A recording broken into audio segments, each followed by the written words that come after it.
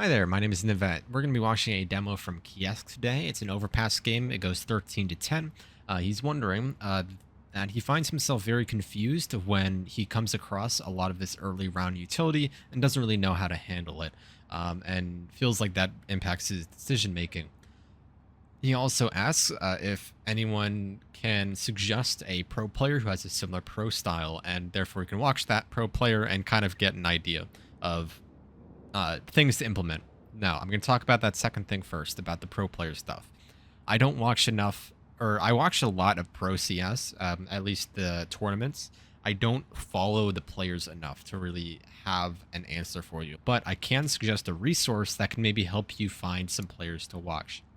Now, I'm going to be flashbanging you over the next few minutes. I'm going to show it's going to be very white on my screen.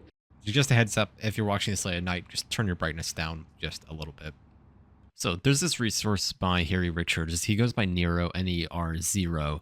He's one of the writers for HLTV. Phenomenal write-ups. Honestly, my favorite like journalist that they have there. And he's put together two of these kind of like spreadsheets, but it's on Tableau, which is a data visualization like platform. And so we can do a bit more like you can put a bit more work in to kind of help yourself out. Now, this is not user-friendly at all. It's really not great to learn. I don't even know, like, I don't know what the meaning behind target rating is. I believe that's some, like, metric that he's developed to give and assign a rating to players considering a lot of factors. But ultimately, what is most important is this delta to target. You want to look for players that have a high delta to target. And how do you do that? Let's say that you want to find a player who plays on T side, for example. They play A ramp on Vertigo. So you'll go to these filters. You'll go ahead. You'll find Vertigo, and you'll remove all the players who are not the A ramp player. Just throw the A ramp back in. And these are going to be the players that you should be watching. It's sorted by the delta target by default, so you want to look at players like Donk, Malbs, Flames, Elige, Svi. I don't know who this guy is, but he might be on a lesser known team. Same with Flamus. I'm not too familiar with who that is.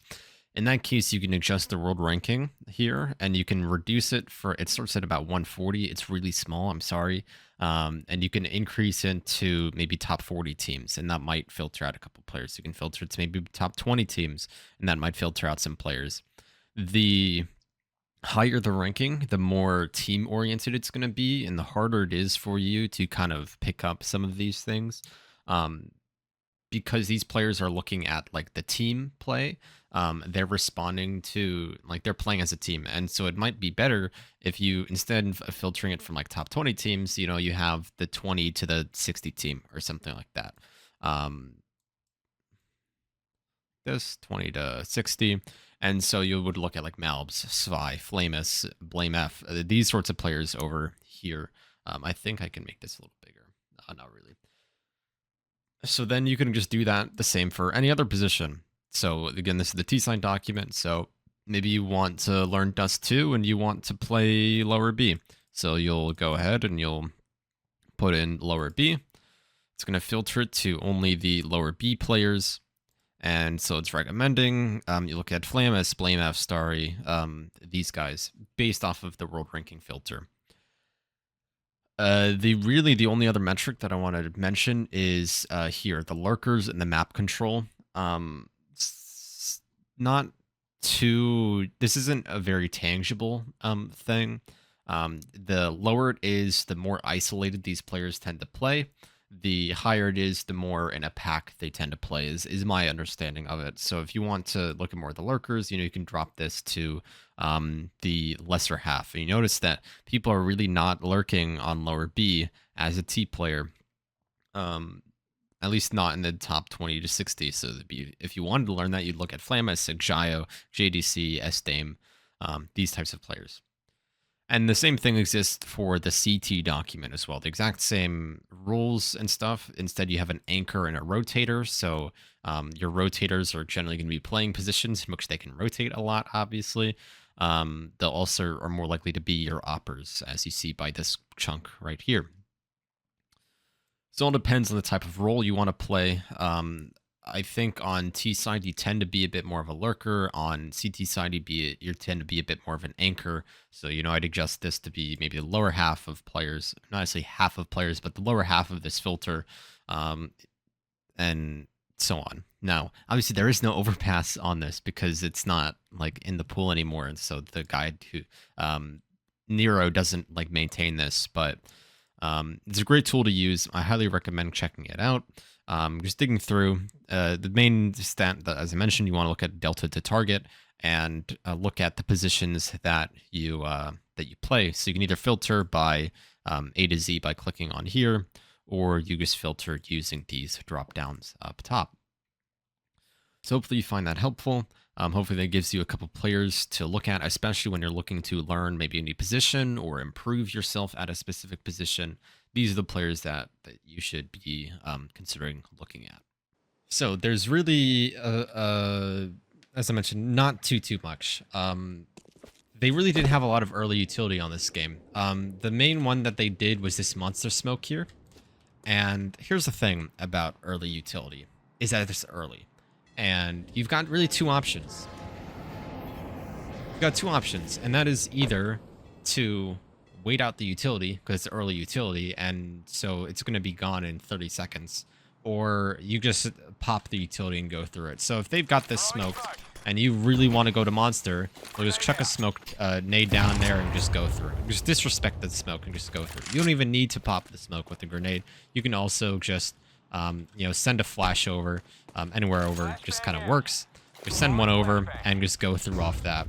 And that'll be, you're disrespecting the utility. You don't have to respect utility. A smoke is not a wall. It's a visual wall. It's less so now because you can shoot through it, but it is still a wall. Or sorry, it is not a wall. It's something you can go through. It's not something you have to obey. A Molotov is a similar thing. CT Molotovs are really fucking bad now.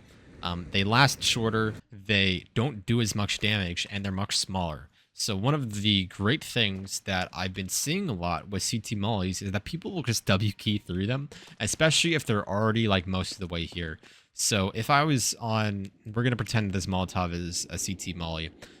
This isn't going to be a great demo because I don't have anyone else, but if I'm coming through and that Molotov lands on my feet, I just run through it, and I only took like 10 damage, you don't want to be losing health, really ever, but when it comes to one of these rushes, you don't want to slow down your health. And I think that losing 10, 20 health is a perfectly adequate sacrifice to be making to catch someone off, because at the time of recording, CTs still generally treat Molotovs as if they're walls, as if it denies space, and that simply isn't true anymore with the new Molotovs.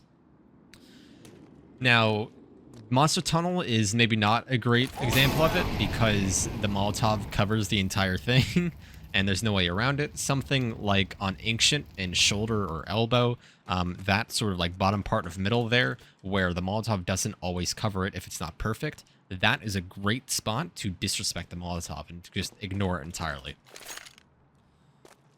So those are like your options. You either respect it and you wait and you hit later in the round, or you don't. One of the main things, I need to move away from this train. One of the main things that is so good, I guess, against teams that use early utility is that they don't have any utility for the late round.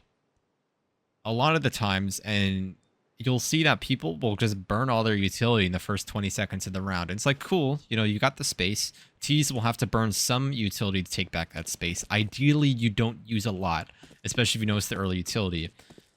Because, the theory is that you use utility to help take space. And so CTs will love to burn a bunch of utility right off rip in order to take as much space as possible. Take all the way up to long, take all the way up to here, take connector, take monster. But they simply can't maintain that. If they want all of that space and they want to maintain it throughout the round, they're going to be stretched thin. They can't trade each other. They can't support each other. They have long rotates, especially on Overpass, if they are pushed that far up, because they should be playing further back towards site.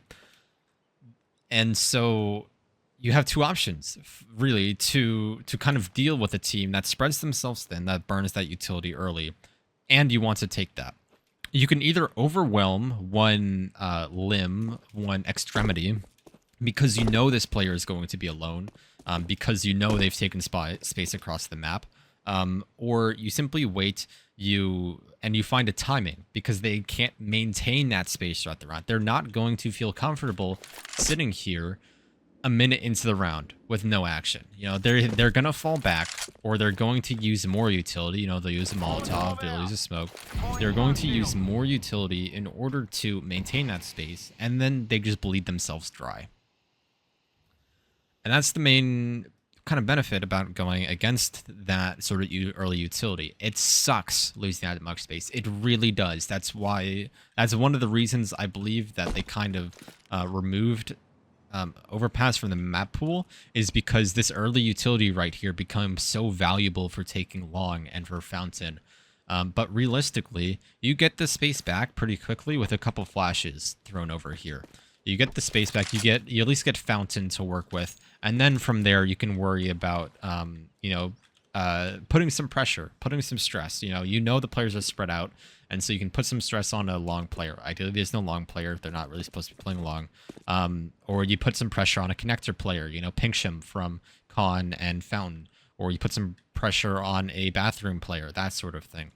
My personal philosophy about early utility is that it exists in order to give comfort, and players and teams that throw that early utility typically don't feel comfortable. They don't feel safe, and so they use that utility to feel safe as the sole method of feeling safe. They don't double up as much. They don't trade each other as much. Instead, they rely on their utility to do that legwork, and therefore it's something that you can very easily exploit if you know how to exploit it. And that's kind of the TED Talk about the early utility stuff. As I mentioned, didn't really happen too much this game, aside from that monster smoke. I don't really think they threw the Fountain utility here. Another thing I really want to talk about is the movement. There's a lot of times where you lose timings with your team because your movement isn't as doesn't seem to be as refined or as thoughtful as they are. Maybe their movement isn't thoughtful. I hate saying that, but for example, when you go into short, it's not very fluid. If I go into short, my path is, I feel like my movement is pretty fluid. I know how to move around the map pretty quickly, pretty directly. When I see your movement, it feels a lot more stiff, feels a lot slower.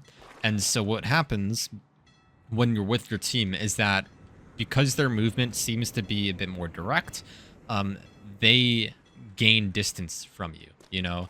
If you were with a teammate back here, you were like neck and neck up here, then as you run through the monster tunnel or the short tunnel, what I notice is that by the time you're here, they're kind of up to like that wall there. And so when they inevitably take the fight solo and die because they're a solo player and they don't really think about trading, you aren't close enough in order to trade. They're up here, they're getting shot at, and they're dying, and then they die, and then a second later you come in. And in that second, the other team is already reset, they've already moved, and so they aren't tradable. And in that situation, you've now essentially lost the player, and because it wasn't traded, then like that, you can't get yourself back on even footing. You can't bring that 5v4 into a 4-on-4. I guess a 4v5 into a 4-on-4. You can't really bring it back onto even ground with that. Right here in the tunnel, I notice it a lot, and then a little bit when you're going long. You'll have a player who's going up long, and he's either more direct, isn't thinking about, he isn't worried about other stuff, and so that isn't slowing him down. Whatever excuse, whatever explanation that your teammate has for not being with you anymore, ultimately what happens is that they're not with you, and you really have a couple of options to deal with that. The main one, of course, that you can proactively do in game is to simply ask, hey, can you like wait 1 second, so that we can take this fight? Hey, let's take this fight together, give me 1 moment, that sort of thing. The more long-term solution, of course, is to simply refine your movement. That's just going to come with playing a lot more, being conscious about your movement, and about where you're going will help accelerate that. You can, of course, run around empty maps. It's boring as fuck, but, just listen to music or whatever and listen to a podcast or something. It is very boring. It's super fucking boring. But it is something that you can do. The other option is simply, if you want something a bit more engaging, is to try to do some KZ stuff. That's just going to be some maps that require you to improve your movement to do them. It's basically parkour. And by doing them, you will more easily understand how to move your character from point A to point B, maintain that speed, that sort of thing, and just kind of refine that movement. Having that kind of refined movement, being able to verbally state, let's slow down a little bit, not necessarily say, let me catch up, but say things that mean that. And that way you can set up a bit better for that. Another way that you can kind of get people to slow down is you say, wait for my flash, and then you move up with the flashbang. And as they wait for the flashbang to soar and pop, that's the second or two that you use to catch up to them. Another thing kind of related to that lower impact that I just want to mention here as a recurring thing is I notice a lot that you'll pull out utility or you'll pull out the bomb before the site's completely clear. And of course, like obviously you don't really want to be doing that. You want to make sure that you've are clearing the angles, and that if you throw utility, you do it safely. A great PC utility you should be using a lot is just smoking this dumpster here. Very easy smoke. You just aim at the wall up there, and that way you can worry more about swinging out like this and treating it like a visual wall here. As I mentioned at the start, people can still walk through smokes. It's not a physical wall, but it's a visual wall that you can kind of ignore for a bit while you work on clearing space elsewhere. What you don't want to be doing is, running forward and throwing a smoke while you're exposed to the flank or to jump up or to bank. Obviously, the goal is to never have that happen. And it does happen a handful of times where you'll start planning before it's clear, or you'll swing out with utility before you know it's clear, and that leads to you being punished. The very last thing that I want to mention is that I want to see better rotates on your CT side. So k1esk plays on toxic barrels, for the most part on B. And the downside of playing toxic is that you have probably the longest rotate out of all the CTs. And so if you don't see anything on B and you're seeing at least some action on A, you want to be able to shorten your rotate as much as you can while still having a little bit of control over the bomb site. And ultimately where I like to go is kind of back towards this pit area here. You're going to save about 3 or 4 seconds just by being here, but you still have enough control over the bomb site that you can put some utility out if you need to, maybe defend a little bit. If you see a smoke coming over, you can throw a smoke or a Molotov on short, just to slow it down, get a rotate from Heaven, and that way you and Heaven can play off of each other really well, because they're kind of holding the same angles that the Heaven player is able to from down here. So this is just a great spot to fall back into. I don't like playing back here because I feel like that gives up too much space, and fighting these like headshot angles is really hard. If they get out, then you're going to get swung from one of like 5 different angles at once, and it's a terrible fight to be taking. This is one of the things that I harped on a lot in my other Overpass demos, is that I really fucking hate playing back here. I don't really like seeing it be played. Like this spot, even though it's a much closer rotate, you give up so much control over the bomb site that I really don't like playing it. You're not as close to connectors, so you won't hear as much there, and so you're more likely to get jumped and to have to wait and reset. This is a fine place to retake from, but I don't think you should be holding the site from here. A good thing about playing in this pit here is that you are close enough that you could fall back to here and play your life and play so that your team can rotate, especially if they're running out of toxic barrels or if they're running out of monster, because you have all this map geometry in the way to block it off. So what you can do is just Molotov short and just back off with it, and the Molotov will stall enough time for someone to rotate, a couple seconds for your Heaven player to catch up, and then you can worry about clearing and getting some space back. The last thing, I said last thing for the last thing, but the last thing that I actually want to mention is making sure that you are playing angles that you can trade your teammate on CT side. I said like 5 minutes ago, it's a bit hard to trade on CT side, just given how everyone's spread out, but you can make it easier for yourself. And so what you don't really want to have happen is you'll see a lot. Someone will play back here, and someone will play at here on short, and that gives a great crossfire for short. But the problem is that they can't really hold monster together. This player is going to see someone in monster up to 5 seconds before this player will ever see those players. And so if the Toxic Barrel's teammate dies, you will not be able to trade them in any meaningful way. That's another reason I don't like back there, but you can make that a bit easier by, if you do have a teammate who's back here, you know, playing more or less the same angles, where you will see the same people at more or less the same time. T's will often overextend. You'll notice a lot that, even in my own gameplay, that if I want to swing heaven, I'm going to accidentally expose myself a bit too far in order to get a wide peek to try to catch someone off. You know, a wide peek here for short, but now I'm exposed halfway. I'll wide peek heaven, but now I'm exposed to all of here. And it doesn't make sense to kind of, you know, crouch peek this, crouch peek that, and, you know, clear out all these, like, very subtly different angles. And so what people do is they'll swing out and then they'll do micro adjustments. And you can punish that a bit better, or a bit by, sometimes people won't expect someone here, and so they'll wide swing for back here, and they'll be stuck in a crossfire.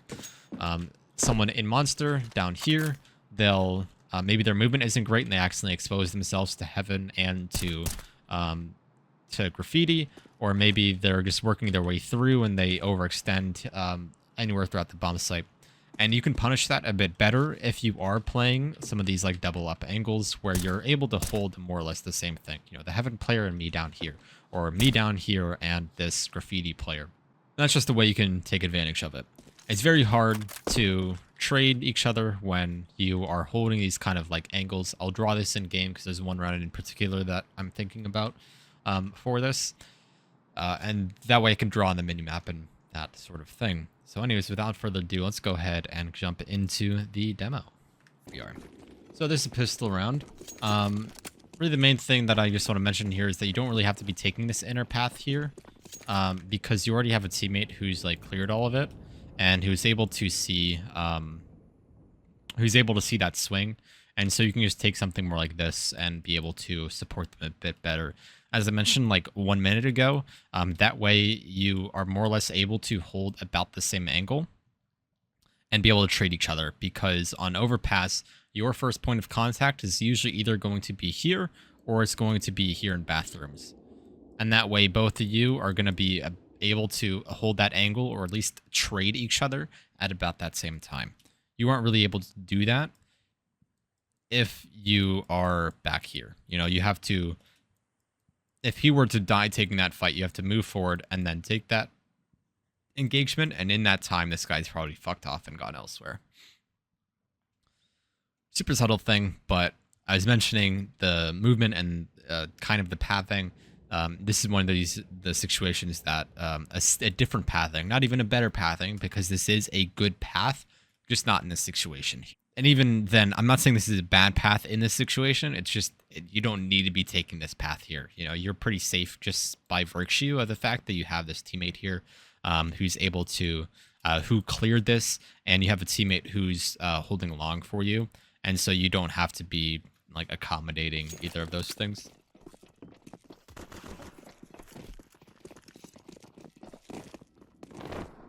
So your teammate essentially takes the bomb site kind of by themselves, and you're back here holding a connector. That's fine. I like that on T side. I see a lot that people get flanked very hard on pistol round, and fortunately that doesn't happen here.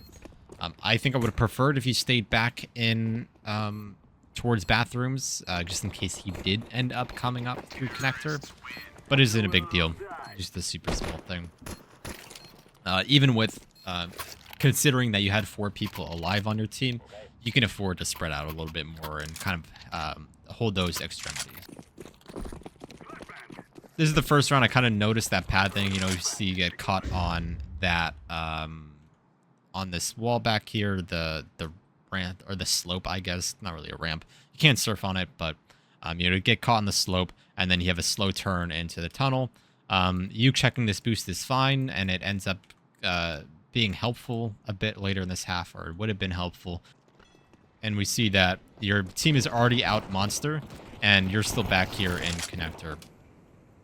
It isn't necessarily a fault of like your bad pathing or anything, simply maybe more of a communication issue, where they really should have communicated that they were just going to go all the way out. And if they did go all the way out, then you probably should have accelerated a little bit more just so that you can support them a bit. You could also make the case that by them coming all the way out, they put pressure on a theoretical person in short who would have to pick between either fighting you or fighting them on site. They're more likely to pick a fight on site simply because they're more likely to have a player in heaven. And so you know, of course, would put stress and would be able to clear that. And by you slowly clearing that, you can kind of give them that doubt, give them that pressure. Had you had slightly better movement or slightly more refined pathing here, you would have gotten to this corner maybe half a second sooner. Super small thing, but it can make the difference. And I think it does make the difference later on in this half. So here your team is actually going to end up leaning towards A. You have someone in spawn who's going to pick up bomb, and I believe he goes towards bathrooms with it, even though you guys are all kind of here towards monster, which is fine. You guys get smoked off, and you choose to respect it. And you'll notice that it is 15 seconds into the round, maybe 20 seconds, and they don't have no fucking utility left. They have 2 flashes on this guy up in heaven, and that's it. They burn their smoke immediately, and now they can't hold on to the bomb site. You have a full set of utility here. Your teammate in connector has half a set of utility. Your other teammates have 2 full sets. I think it's purple here and yellow. And so you can just like util dump on B site and take it, or you save that utility for a retake or for a post plant situation. And now the smoke is gone, and you guys certainly could have pushed through the smoke now that it's gone. You know, maybe waited a few seconds to plant some doubt. But that is simply an option for you. You know, you chose to respect it, which is totally fine, and you can punish them before even throwing it in the first place.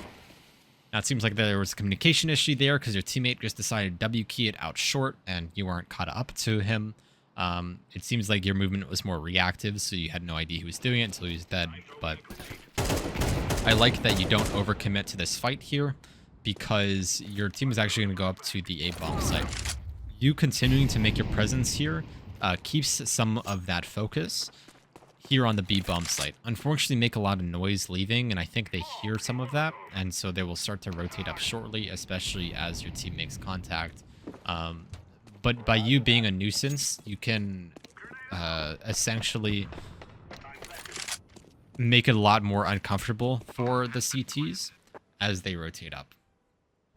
Now, they've already rotated up because you hung out around short a bit longer and you didn't bring enough attention away from the bomb site, or at least maybe they just chose to ignore you. And in that case, I don't really like what you do here, and that's that you're actually just going to use a smoke for jump up. That confirms your position. You know, they sort of had no idea where you were. They might have heard you in connector, or maybe they heard you go running away from monster into the short pipe. I don't know, and they don't know. And so by you throwing the smoke here, that then gives them that information that they now know you are here. When you were last seen in monster, you can kind of imagine this sort of bubble growing around you that just gets bigger and bigger as time goes on, where they last saw you here, and now you could be anywhere from where they last saw you to maybe back here, or maybe back here, or maybe back here. And this bubble just kind of grows bigger and bigger and bigger as time goes on. And by you throwing this piece of utility, that essentially resets this entire bubble, where now they have kind of a hazy idea of where you are, but they know you're more or less bathroom. And because only like 5 seconds have passed, your bubble has really only grown to like this big, and they're able to flush you out because of that. Because now they see that smoke landing, like, okay, we know where it is. They throw, it takes them a little bit until they realize, but then you see that on the map, they're essentially all looking towards you here. And they're all trying to swarm you, figure out if you're either front bathroom or if you are at divider because of this bubble. Because you threw the bubble from more or less divider, it has grown to essentially include up to here. And now that they haven't seen you, they kind of narrowed you down into being either in here, in divider, or maybe you just fucked off and went down connector or saved or whatever. In which case they, they win the round. But with that smoke, they don't have to clear as much, is essentially the point there. They don't have to spend as much time worrying about it. They don't have to check long. They don't have to check flank. None of that. They just have to check bathrooms. So we're going to see go inside connector, and we're going to see that your utility kind of gives you away again. Fast forward it. So you go up to top connector, you decide to throw this Molotov here. That's totally fine. You make a bit of noise afterwards, which this guy will hear, which tells him that you're in bathrooms. So if we imagine that kind of growing orb, you are last heard in bathrooms, so he's going to think you're somewhere around here. Now he doesn't hear anything, so that orb's going to grow bigger and bigger and bigger. Now you make another step, you throw that grenade, and he's going to push through off of that grenade. Because now he knows exactly where you are. He's choosing to disrespect the grenade because he knows that you will have to pull your gun out. And he knows where the grenade's coming from. He heard you step, so he's pretty sure that you're here. And so he swings in, he wins the fight off of that.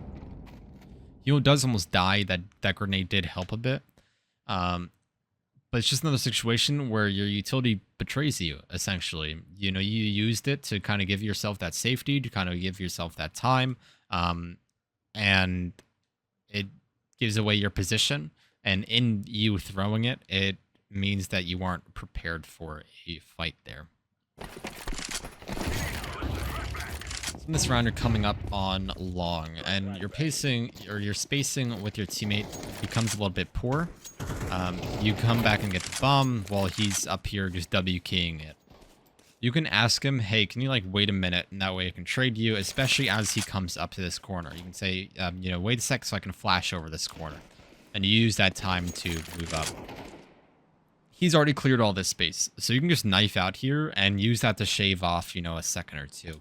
And catch up to him up until you get to this corner, in which case you want to, of course, have your gun out, which you do. He throws a smoke here, and him stopping and throwing that smoke gives you the opportunity to catch up, but instead you choose to slow down, and so you maintain this spacing. This spacing is not tradable. The only way the spacing is tradable is if the CTs swing long, and swing into you guys. And they do that thing where they kind of overcommit and expose themselves to a lot of things at once. CTs are a lot less likely to do that, especially on long here, just given, how much of a straight shot it is. They're way less likely to do that. And they're only ever going to swing from the right side. And so because of that, you need to make sure that you are as close as possible, because what is more likely is that your first fight is going to be as you cross here into the bomb site. You might get a little bit earlier because maybe someone will see you from, truck or dumpster or what have you. But your first fight's going to be around here, and currently you guys are here. And if you want to trade, you need to be able to swing out within a quarter second. And that just simply isn't possible here. So the spacing guys have right here, perfect. This is kind of the spacing that you want as you're going up long. Just the entire time you're going up long, you are so far apart that it doesn't really matter. Now what happens is you kind of run through with utility out, your teammate's not filling the flank, and so you end up dying. You need to make sure that the bomb site is at least mostly clear, and if it's not clear, you better make sure you're playing it in a spot that's safe. The thing about the A bomb site is that it's never safe on Overpass. You could plant back site. I wish I could draw on it. You can plant back site and use that to kind of give you some cover, right here. You can plant back there, you can plant truck, and that sort of works. But you need to have someone either holding this angle for you, or you need to have it smoked, or something along those lines to give yourself that protection. So your movement's a bit iffy because you get caught on the teammate, that's fine. You expose your whole body to short tunnel. Please don't do this. If they are pushing monster, or sorry, if they're pushing short pipe, they will see you in that entire time that you had your body exposed there when you weren't looking. You would probably hear them, but it's still not a habit that I want you to be having. And then, of course, you're kind of floating the open in front of the smoke here when you know that this guy is spamming through it. And you do get tagged once as you're going through. So your spacing ends up becoming a little bit spread out here as you start to go through. And this is sort of the reverse of what we're seeing, where now it's you that has a forward position and your team is not caught up with you. It seems like he's come that he wants to flash you guys out, but what happens is that you are working your way through short while Monster Tunnel hasn't even moved. And so you are the one who makes first contact here on short. This should really never happen. Monsters should almost always be first contact unless you see them like right here immediately. Simply because monster is able to bring attention towards there. Here, if you bring attention to yourself, you're in the middle of a crossfire. You're going to be shot from heaven. You're going to be shot from sight. You're going to be shot from monster, or you're going to be shot from graffiti. Some non-monsters much better able to methodically clear stuff. They can clear this right side by visually seeing it, and then they can work on clearing toxic, and then clearing heaven, and then clearing short. And they're much better able to do that because they will always have someone in front of them. They never have to worry about someone behind them or someone who's flanking them while they're looking somewhere else. You do. And so you don't want to be making first contact on short unless you have good reason to. Whether you get a pick here super early while you're jiggling, or you know they play somewhere, or you nade stack, that sort of thing. Try to leave that for monster. Now, if you are making first contact for whatever reason, you've decided that it's necessary, then you need to be asking for utility to support you with it. You either need a flash that's going to pop in a set location so that you know where you need to worry about. For example, if you ask this monster player, can you flash over pit? You know this heaven player is going to be blinded, and so you really only have to worry about stuff to the right of this line. If you ask the monster player to flash over, then that's going to flash sight and heaven, almost certainly. And so you really only have to worry about someone who's maybe like down there, who's not going to get flashed by it. Or maybe you have them throw a flash that's here, that's going to flash toxic and monster. And so you only have to worry about stuff to the left of this line. That's what those flashes are meant for. You could also maybe have a smoke, if that's available for you, to maybe smoke your cross onto bridge. A good bridge cross smoke will also block heaven for you. And so again, you only need to worry about stuff but in this like cone here. Kind of imagine this as like a 3D cone or whatever. You only have to worry about stuff that's like in that cone. Currently, your cone is, you know, it's as big as your FOV here. How nice of them to draw this cone for you. That's like that FOV there, and you don't want one that's that big. That flash, that smoke is going to help limit that for you and help you feel better in taking this fight than if you just kind of dry peek it. Your teammate did throw a flash over, but then you made contact again before he threw another one. And then even after you make contact, you then get a bit hungry and a bit antsy for that fight and expose yourself to something that you weren't really intending on exposing yourself to. Right, so here's a 5v4. You guys are going to be going up long and essentially trading this out. So it'll be dropped into 2v2. Great trade here. Unlucky it's a 2v2 now. You know, your teammate got picked fountain and again, the op got another pick here on long, but it happens. So you guys got 2 picks on A. You guys got 2 picks on A, which sort of tells you that A site is open, at least for the time being. You guys are going to keep going up, and you guys are going to meet absolutely no resistance almost the entire way. When you get to here, and you kill this player on site, that should kind of immediately tell you that both A and B are open. If there was a B player, he would be supporting his teammate here. He would have rotated it up, and he would have been, you know, doubling up on site. It generally does not make sense for them to be splitting up and to be playing like this, but they do. And that gives you an advantage. It gives you an edge over these guys. You end up deciding to plant safe, which is fine. But you do have another option here that I think I would have liked to have seen. That would have been to just rotate down to B. You getting this pick on A site, you getting these 2 picks on long, and you not seeing him anywhere nearby informs you that pretty much the only thing he's going to be doing is rotating through connector. And so you can just book it all the way down and really set yourself up extremely well. If you're going to be doing this and you're going to be sticking A, then you need to be, obviously, I mean, you know this, you need to be looking at something here. Whether that's connector, you know, just taking a peek, or going and taking that long. You should not be drifting out in the open like that. If you plant for bank or you plant for jump up, then you should probably be at least jiggling long and bathroom quickly before going back, just to know if you're safe for the time being. But you shouldn't really be hunting for a fight in the way that you did here. So you guys are going to go B here. You'll see that you kind of drifted back of the pack. And because you get body blocked, the spacing ends up a bit poor. And your teammate has decided to just W key out short. And it hasn't even considered the fact that you guys are a little bit behind him.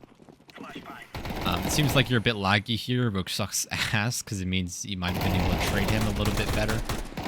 Definitely gotten that guy in pit, like, as soon as contact was made, but fortunately that wasn't the case here.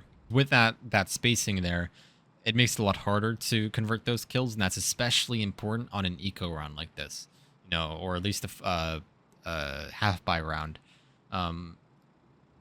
Doubling up is your advantage here. You have shittier guns, and so you want to make sure that you have at least man advantage over the enemy to be able to convert those kills. You're going to drop into connector here, and by miracle win against an auto shotty. I think this is the first time they've bought an auto shotty, which is fair, so it's fair you didn't really expect it. But you do get the kill, which is good. And then you come up here to bathrooms. Go ahead and you smoke jump up, which I like to see.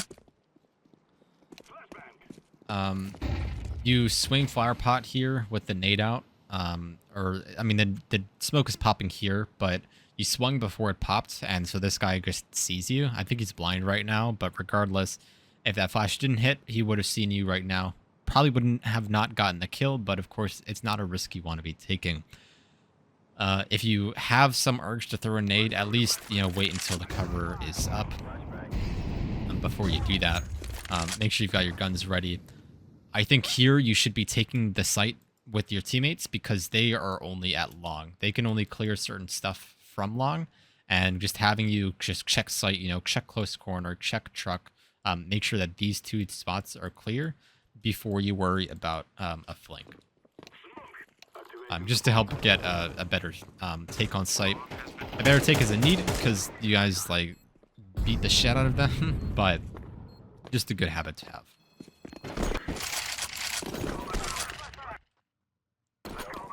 So you're going to go into short tunnel here, and you are prepared for the boost, but unfortunately they just get the headshot off. Your crosshair was a bit off to the side. I could always be like, oh, your crosshair placement could have been better. And while that's true for everyone, he just instant dinks you. And there's nothing you can really do against that. So you'll be down lurking on B, more specifically in water. And you'll be making a good bit of noise here, which kind of primes a retake.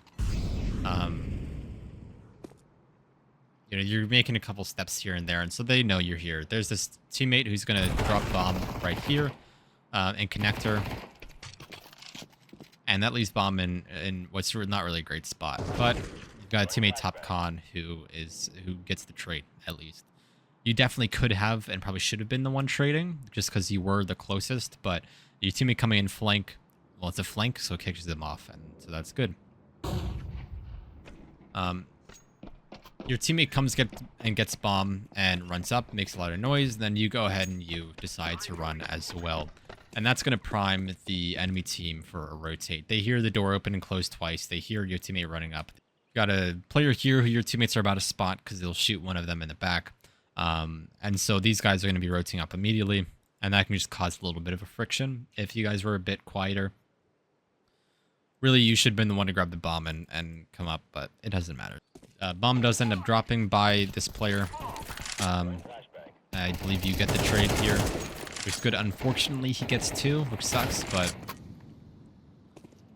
here you are. You're running up to site, and you've got your bomb out the entire time. I don't really like that. Of course, you should be having your gun out. And here's a situation when you kind of treated the smokes as a wall instead of as a visual shield. And so you pull out your grenade or your bomb there, which puts you in risk. Fortunately, he does not immediately kill you, but you are treated by a flank from Connector. And this flank from Connector only came because he knew that both you guys were running away in con. He knew there wasn't alert or anything like that. As well as, of course, you killed the fellow in bathrooms. Here we're going to see that your spacing kind of falls behind a little bit again. You know, they're slowly drifting ahead of you as you kind of take these angles. Holding long, of course. And now that this SMG has gotten all the way up, you're now like 3 or 4 seconds away from him. These guys have cleared the space, so you can just hold your knife out ultimately for a lot of it and help close the gap. Because now you're falling even more and more behind. You aren't really able to trade if necessary. It's not necessarily least, but just having that improved spacing, it makes a site take a lot more consistent. I don't like that you smoke for the plant here. I think you should have smoked jump up to help kind of delay a rotate and then plant somewhere a lot more safe. You guys came up through long, and so you have no idea if bathrooms is safe. Maybe you had one come up bathrooms. I don't think so. No, you guys all went up long, so you don't know that bathrooms is safe. And so I don't like that you plant for it and then kind of back up and expose yourself to it. With this smoke, you should really be pushing into where you know it's safe, where your teammates are, before swinging out here by dice or before swinging out truck to clear out bathrooms.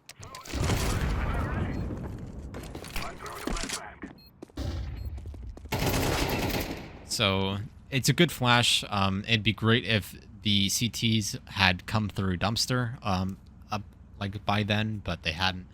You didn't really know that because the teammate didn't seem to have been calming it, but unlucky that you whiffed the spray. I'm surprised he doesn't get blinded by it. I think it popped just a little bit behind him, but they win the round ultimately. Not too much you could have done differently aside from having those trades available to you. You guys spread up a decent bit in that post plant, which is a bit scary when there's still 4 CTs alive. It's very easy for CTs to kind of group up for that take. Alright, so it'll be on B. It'll be 3B. You decide to kind of double up with Heaven for a little bit, but ultimately you decide to drop down and play Graffiti. And I don't really like playing Graffiti when you have a teammate toxic. I should have mentioned this in the opening, but if you have someone toxic, I think a good place to play is right here. That way you're pretty close to each other. You can double up, take more or less the same fights, and you see players at more or less the same time, depending on their pathing. And that way it's just a lot better than something like this, where the earliest you can see someone is at a much different time than when this guy's going to see someone. You know, there's all this space that doesn't really have that overlap there. It's pistol, so it doesn't matter a ton, but you do end up backing up to here, which I especially don't like. It gets up even more space, and the first time that you're going to see someone is well after this guy first makes contact, assuming they just W-key it all the way through. This crossfire is really only kind of okay for short, but that's about it. I don't really like it here for knife round, or sorry, not knife round, for pistol round. But ultimately, once they have sight, it's okay to stay back here. It's an okay spot to retake from, but you really should have been playing a bit further up when they were taking the site. You kind of left your teammate out stranded. The retake doesn't really go that well. You ultimately get headshot from this player here, or sorry, from a player who lurks short here, and this is the reason that I don't like playing back here, because as I mentioned, you've got a player on the left. You can get swung from toxic, from pillar, either side of pillar, from short, and you simply can't hold all those at one time, and so you get cut off by this player here.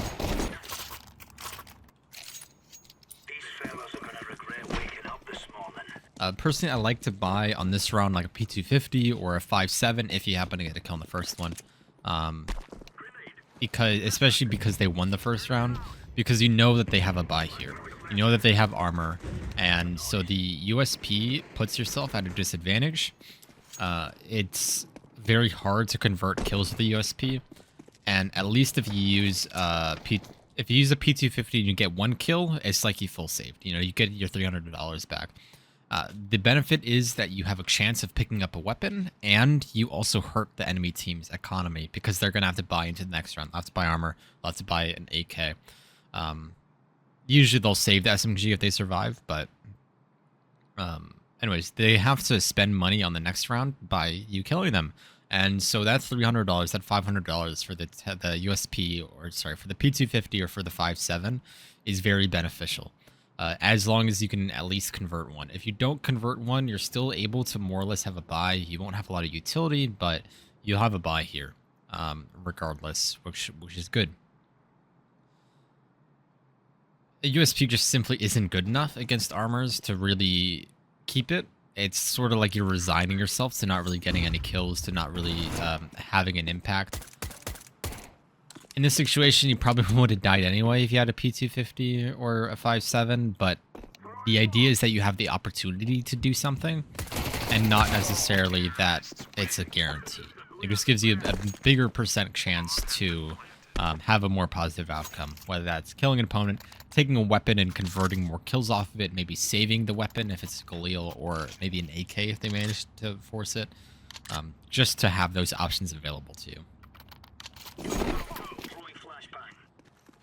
Really don't have any comment on this round. Your teammates did all the work on A, and you just kind of sat here on B, which is totally fine, because your teammate is the one who rotates up for you.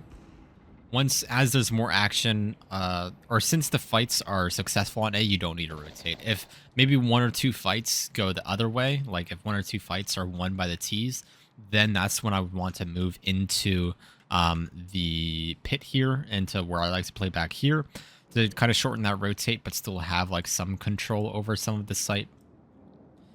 But given that you guys are winning all the fights, sitting right here is perfectly fine. So you're going to be playing Toxic here, and your goal is pretty much to stay pretty tucked. So Molotov gets extinguished because it lands on a smoke that went out kind of as you were throwing it. So you get this kill in pit, and then you reposition back to Toxic Barrel. They're going to hear this reload, so they will know you're here. And unfortunately, this guy does stink you immediately. I don't like that you went for this fight. I think you do need to stay tucked, and you should have been kind of holding this this angle right here for short. You're going to stand up and see this guy. I think you should have been holding this instead. You remain a nuisance for this guy on Monster, and this Monster guy has to clear Heaven if he wants to be able to come up and clear you. You have a guy in Heaven with an op, so you don't have to worry about him, really. You can focus a lot more on this player here. The only way that this guy is going to have a chance at killing you is if he swings up here so that he's covered Heaven. It's not really going to be a thing that happens too much, because he'll want to come close to you to catch you off, and you just can't do that. Instead, he swings, you swing into him, he gets the kill, which is unfortunate, and nothing else really comes from the round. So if you're playing Toxic again, and this time they're going to rotate down here and come to you. They come through short, and so you kill this player before he like gets anywhere.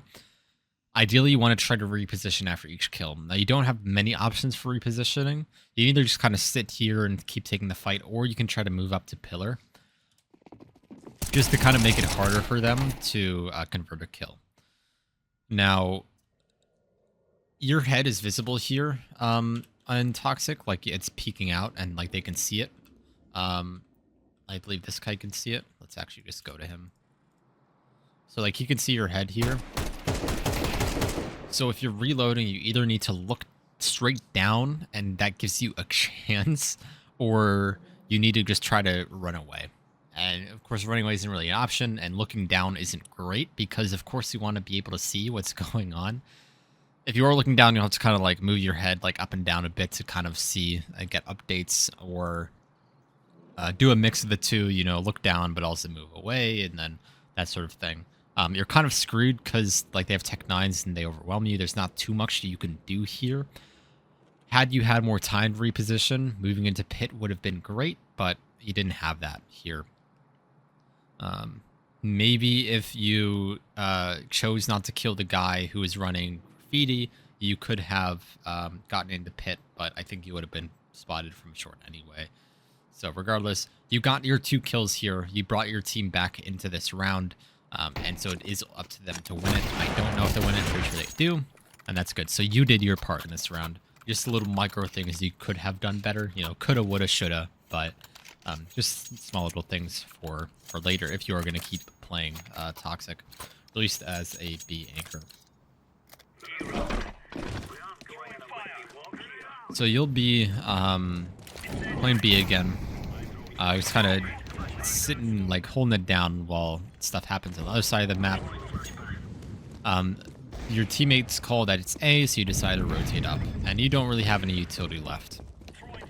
And my personal philosophy, once this teammate dies with the op... Alright, so first, you really should have swung instead of using the second flash here. Your teammate is in desperate need of help. Like, he's stuck truck with an op. Like, you need to kind of bail him out, or at least double up with him.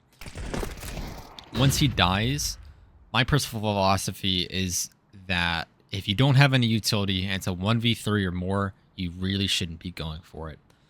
There are cases where it makes sense to, but retaking from dumpster doesn't make a lot of sense. And so I'll have to take a little bit of an aside to kind of explain why I think that. Utility is very good at isolating gunfights, and that is super helpful for when it's these 1v3 or more situations. If you don't have a method of isolating a gunfight and you know you are about to fight like several people at once, then you should not be taking that gunfight. It's a fight that you are most likely going to lose, and even if you win, like even if you kill one of them, you are more than likely going to be traded out. So because you used those 2 flashes and you didn't, you weren't successful in converting anything off of it, neither you nor your teammate, you should not really be going for this. Bomb is planted. They know exactly where you are because of those flashes. You know kind of where they are. Like, sure, you could maybe just kind of sit here and isolate this guy truck and maybe he'll peek you, but that's not something you can really count on. So I think you just need to save this. There are some bomb sites that you can methodically clear depending on your position. And in those bomb sites, it can make more sense to try and isolate those fights manually by methodically clearing them so that you can win a 1v3 plus. But a site is not a site you can methodically clear, at least not from dumpster. If you were bathrooms, you can maybe methodically clear. Bank, you can maybe get something done just because you don't have to worry about, you know, you have this like smaller field of view, this sort of like 90 degree angle. Here you have a full 180 degrees, and so you just can't methodically clear it without exposing yourself too much. You know, most bomb sites or most maps have one bomb site you can kind of methodically clear and one bomb site you can't. It's like a barrage on a site you can do methodically pretty easily for most spots. The apartments, less so. If you're coming up catwalk, the B bomb site, less so. If you're coming up apartments, you can kind of methodically clear. If you're coming up catwalk, not really an option. If you're jumping through market window, not really an option. Market door, you can kind of maybe get something done. That sort of thing. So that's sort of my personal philosophy. I had to think a lot about like how to put it into words because it's not really something that I had like concretely. But ultimately speaking, 1v3, it's not winnable. You can kind of consider Counter-Strike as a situation where there's a 2-man advantage on one team is not really winnable. If it's a 5v3, that 3-man team should not win unless the 5-man team fucks up hard and throws that advantage. A 4v3, winnable. 5v3, not winnable. Is sort of the philosophy. 4v2, not winnable. 3v2, that's winnable. But 4v2, not winnable.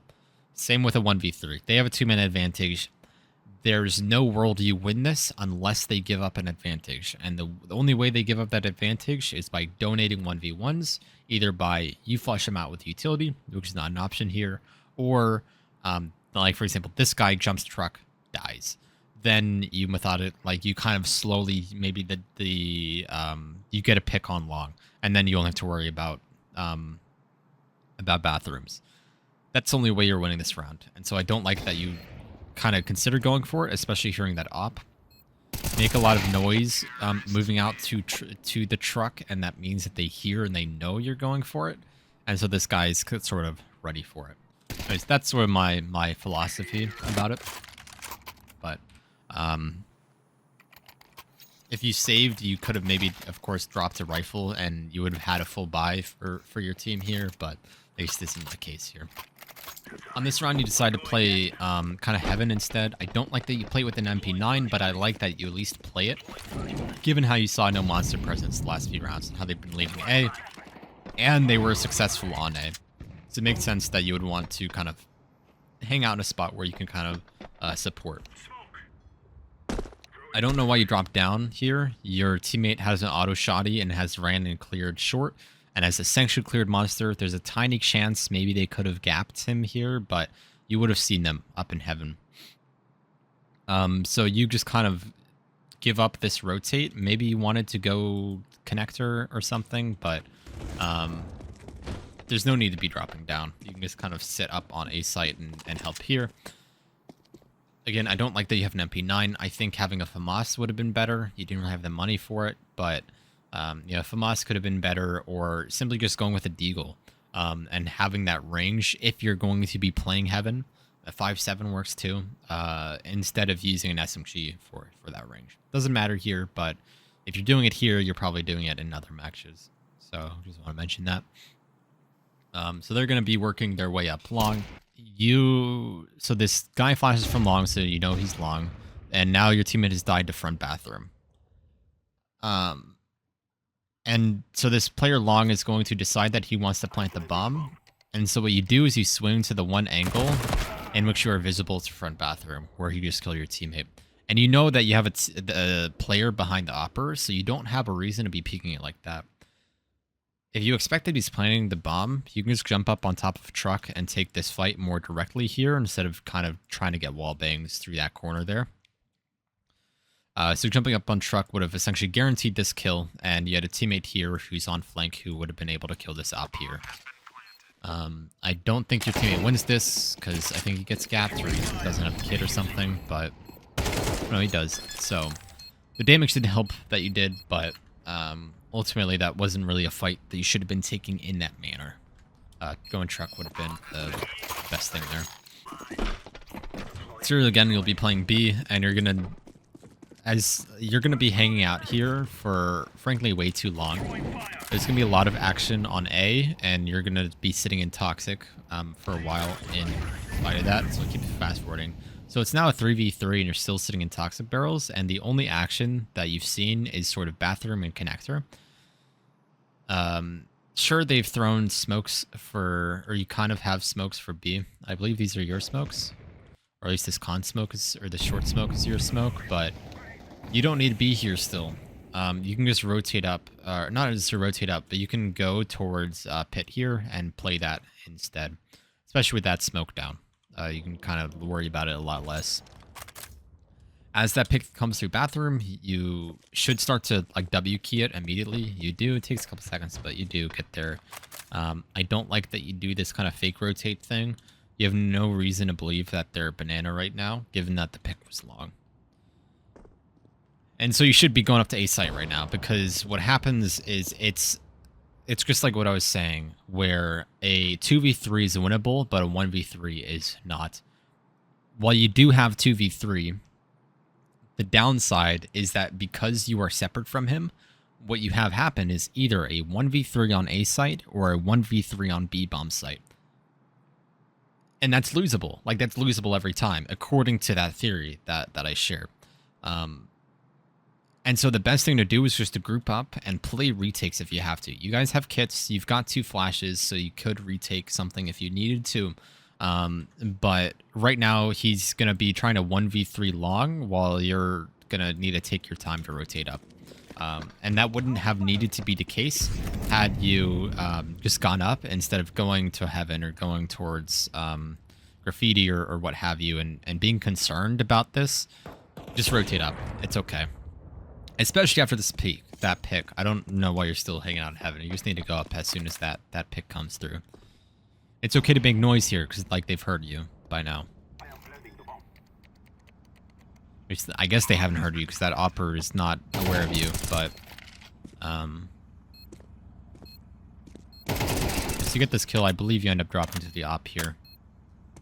Yes, you do. So the flash unfortunately doesn't go over, and then when you push this up, I believe you kind of overswing and you end up in the air when you try to take that, and so he ends up getting the kill on you, unfortunately. Yes, definitely just try to... It's okay to rotate up. It's okay to abandon that bomb site because you have a 2v3. Yeah, that is still winnable for you guys. This is just an eco round, kind of whatever. You guys do get a kill, and you get an off of this guy. You end up very low. And there's this little theory called Bogdan's Law, where the lowest HP player should be the one with the op. I don't know why... Okay, why the fuck is he shooting you? I don't know why you trade for the SMG here. He has the health. SMGs are the guns you want to give to the people who can afford to trade the health. You are 1 HP. You are going to die in one shot, whether it's an op, whether it's a deagle, whether it's an AK, whether it's a pistol. It does not matter. You're going to die in one shot. And so you cannot afford the health points to be trading with an SMG. You know, the time to kill with an SMG is a bit too high for you here. This guy has 100 health. And he has armor. Why is he taking your SMG? Never do this shit. You tell him, fuck off.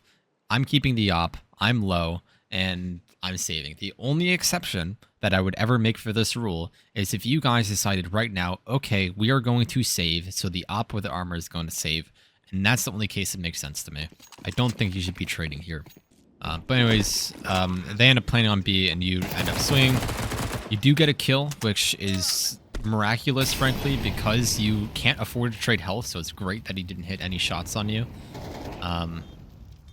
But ultimately, I think your teammate with the op ends up saving, but yeah, that's Bogdan's Law. I subscribe to it. I know some people who don't, but it is like Counter-Strike theory, essentially. It's something that you should try to follow if it makes sense to. I think here definitely makes sense to. The opposers of it will say, well, I'm one shot and it's an eco round, so we really want to save the op. And so, you know, there it kind of makes sense. I can see that argument if you're going for it. But generally speaking, lower HP player should usually use the op. Once you get to beneath 50 health, then I see kind of the leeway for it, you know, beneath 25 health. But here for sure, I think you should have kept it. And maybe you would have confirmed, like, maybe you get the kill, maybe you don't. I don't know what happens. You know, I can't read the future or see the alternatives. But this guy who had 100 health didn't fucking need the op anyway, so I don't really know why he wanted it so much. All right, here, I don't know why you guys are so heavy on B-bomb site. You've got you two who are going to be playing site, and you've got this op in heaven. I don't know why. You guys have no reason to believe that's B-bomb site because they've been heavy on A the last few rounds. But that's really the only thing. So the op's going to rotate up immediately. You have a pick and con. It's a 5v3, 5v2 now, and your teammate and Fountain's just locked down the whole round. Not really too much to say. This is the very last round. The only thing I want to caution you of is draining your entire magazine into a smoke. These guys are going to be looking for an opportunity to push a smoke. And so by emptying your entire clip, you give them like a 2-second window where it's totally cool for them to push that smoke there. So you want to make sure that you're careful when you empty your mag and then when you reload in front of the smoke. If you're going to be spamming a smoke, I suggest to kind of spray at most about half of it so that if anyone comes through, you at least have the method to deal with them, you know? It doesn't matter too much. They're not behind the smoke. and no, you don't really get punished for it in any way. But yeah, so it's 4v3 now. You guys don't know where these guys are, but I like how you guys are playing this. This is exactly how you guys should be playing it, where you have one toxic and you have one pit. Exactly what I want to see, instead of having like one back here. If you do need to move, and you do suspect that it might be A, then it makes sense that, you know, he stays here, and you move to like up here. And that way you guys are still pretty close to each other and seeing more or less the same angles at about the same time. Anyways, bomb is seen on A, so you guys are going to rotate up. I don't know why you go up to here. I mean, obviously you're offering to boost him, but he just swings out. And so don't really know what the communication was like there. Unlucky the guy hit the headshot on you. It was great that, like, attempted to trade, but unfortunately just, you know, didn't trade. It happens like all the fucking time. Don't worry about it. And of course, your final teammate ends up getting the last kill. So unlucky I'd headshot like that. But anyways, that's it for the demo. Thank you so much for your patience. I know it's taken me a while, but thanks as always for submitting these. Hopefully you found at least a little bit of something useful, considering Overpass isn't in the pool anymore. But anyways, take care. Have a good day. Have a good night. Peace, peace.